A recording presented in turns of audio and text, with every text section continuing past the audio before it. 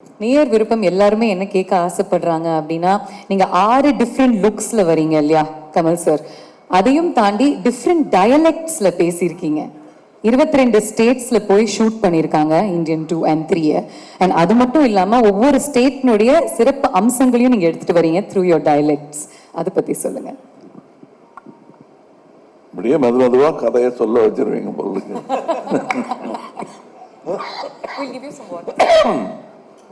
But உண்மை என்னன்னா,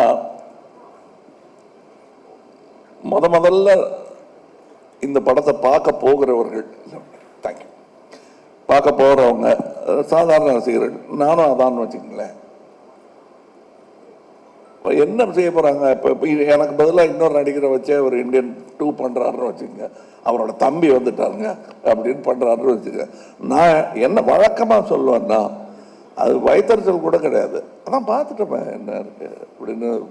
பழம்புளிக்கம்ங்கிற ஒன்று இருக்கும். இன்னொன்று என்ன சொல்லுவேன்னா, தாத்தா வருவார், அந்த உரமம் குத்துவார், அவ்வளோதானே. அதான் பார்த்துட்டோமேங்கிறது தான். அது கடும் விமர்சனம் அதான் வைப்பாங்க ஃபஸ்ட்டு. எல்லா வெற்றிக்கும் முன்னாடியே அது ஒன்று. தெரியுமே, சங்கர் படம்னா நிறைய பாட்டு, பிரம்மாண்டம் அவ்வளோதானே. என்ன பிரம்மாண்டம் அவ்வளோதானே? அதை எப்படி நம்ம போய் அவங்க கூட வாதாடுறது?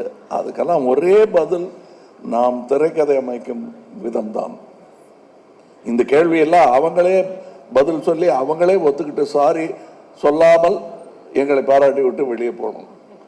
அதற்கான முன்னேற்பாடை அவர் பண்ணாருங்கிறது தெரிஞ்சதுனால தான் நான் படமே ஒத்துக்கிட்டேன்.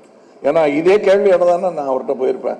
2வது செய்யலாங்கும்போது அதான் பண்ணிட்டோம் சாருங்கிறது தான் மனசில் மூடிக்கிட்டு இருக்கோம்.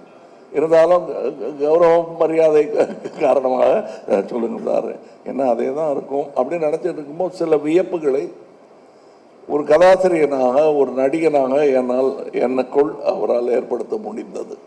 அதெல்லாம் இதில் இருக்குது. லாங்குவேஜ் பேசுறது, அதான் நீங்கள் பேசியிருக்கீங்களா அப்படின்ட்டா முடிஞ்சு போச்சு.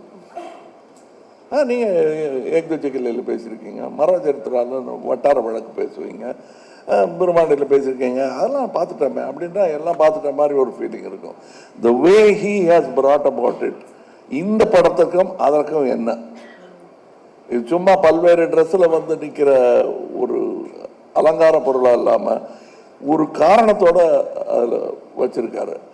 அது கொஞ்சம் கஷ்டமான விஷயம்தான். அதுவும் என்ன பண்ணிட்டாருன்னா, அவர் அந்த மாதிரி வித்தியாசமான மொழிகள் வர்ற நேரத்தில் வசதியாக, நடிகனுக்கு வசதியாக ஷாட் வைக்கல, அவர் கதைக்கு வசதியான ஷாட்டு தான் வச்சார். அவர் நடிகனுக்கு என்னென்னலாம் இடைஞ்சல் உண்டோ, மூஞ்சில பிளாஸ்டர் ஒட்டி, ட்ரெஸ்ஸும் போட்டு, லைட்டு நிறைய போட்டு, ஏசிலாம் பண்ணாங்க. பட் அதுக்கெல்லாம் தாண்டி இன்னும் சொல்ல போனா சில ஷூட்டிங் கேன்சல் பண்ண வேண்டியதாக இருந்தது. உள்ளெல்லாம் எறும்பு விடுற மாதிரி இருந்தது சார், ரொம்ப முடியல அப்படின்னு சொல்லி அரை மணத்தோட என்னை விட்டாங்க. 3 நாள் தான் மறுபடியும் வேலை செய்ய முடியல. இதையெல்லாம் கடந்து எனக்கு இப்போ இந்த காட்சி அமைப்பு சொல்லிட்டு இருந்தேன், வேற்று மொழியில பேசணும், அதை நீளமான இதுல ஒரே ஷாட்ல பேசணும், கரெக்டா இருக்கணும், பல்வேறு ஆக்ஷன்ஸ் அதுல சேர்த்து வச்சிருப்பாரு. இதெல்லாம் நீங்க படம் பார்க்கும்போது கிடைக்கிற சந்தோஷம் தனி. செட்டில் இருந்தவங்களே அதை ரசிச்சாங்க. இன்னும் சொல்ல போனா இவரே ரசிச்சார் அதை. அதுதான் எனக்கு ஃபர்ஸ்ட் ஆடியன்ஸ் ரியாக்ஷன். அதெல்லாம் இருக்கு படத்துல. பட் அது ரொம்ப விளாவரியா இப்ப நடிச்சு காட்டுன்னு சொல்லி மிமிக்ரி மாதிரி பண்ணி அதை கெடுத்துடக்கூடாது. டெஃபினட்டா இல்ல, நீங்க இவ்வளவு இன்டெப்த் சொல்லும்போது அந்த காட்சிகள் நாங்க பார்க்கும்போது உங்களுடைய வார்த்தைகள் எங்களுடைய காதுல ஒலிக்கும். We'll remember these words. அதனால இது சூப்பர்ஃபிஷியலா பார்க்க மாட்டாங்க யாருமே. They know எவ்வளவு டெப்த்தோட நீங்க ஒவ்வொரு விஷயத்தையும் யோசிச்சு பண்ணிருக்கீங்க, எவ்வளவு ஹார்ட் ஒர்க்கோடன்னு. இல்ல, ரசிகர்களுடைய கருணைக்கு அளவே கிடையாது. அவங்களுக்கு பிடிச்சு போச்சுன்னா எங்களுடைய ஒரு சில பிழைகளை மன்னிச்சுட்டு நல்லா பண்ணியிருக்காரு அப்படின்றத வழக்கமான ஒரு வார்த்தை, குழந்தைய கொஞ்சிற மாதிரி கொஞ்சிடுவாங்க. அப்படித்தான் என்ன 60-65 வருஷமா கொஞ்சிட்டு இருக்காங்க.